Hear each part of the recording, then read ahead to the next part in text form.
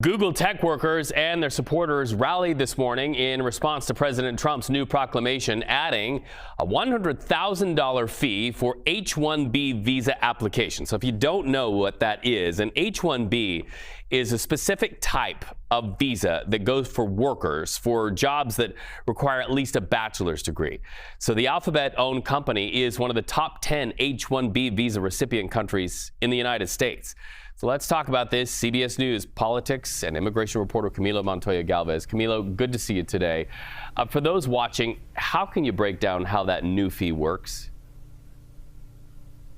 Good morning, Reed. Well, this is simply put one of the administration's latest attempts to overhaul and restrict the legal immigration system. As we have discussed on multiple occasions, the administration has mounted this aggressive campaign to crack down on illegal immigration, but with significant less fanfare, it has also moved to overhaul and restrict the legal immigration system.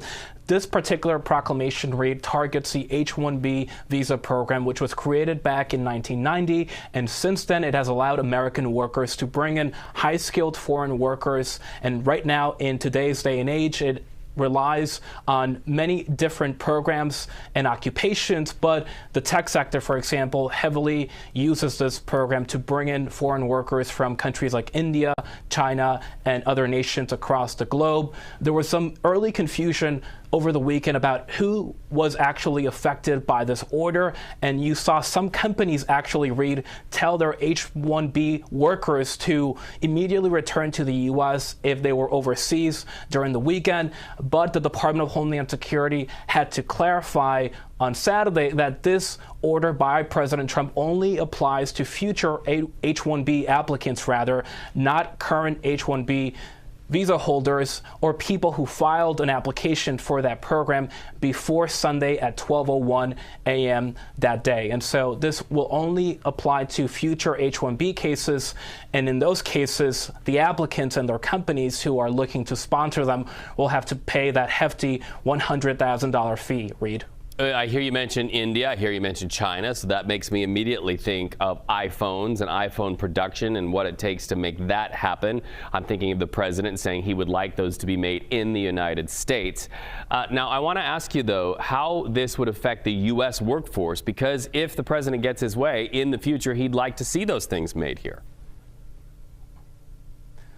That's a really important question, and the answer really depends on who you ask, Reed. If you ask many companies, including Google, Apple, and Intel, that rely on H-1B workers from across the globe, they will say that this will have an adverse negative economic impact on the U.S. economy, and obviously their companies and workforce too, as these companies rely on these workers, but so do community startups as well and community hospitals. So it also affects smaller companies who are not able to find native-born workers from their perspective and then have to look abroad to bring in these high-skilled foreign workers. But if you ask the administration, the president, and his top advisors, this H-1B program, Reed, has been systematically abused for decades since it was created back in 1990, and it has displaced American workers. So they would argue that this move, which will make the program more prohibitive, will actually help American workers and will incentivize American companies to look at native-born workers instead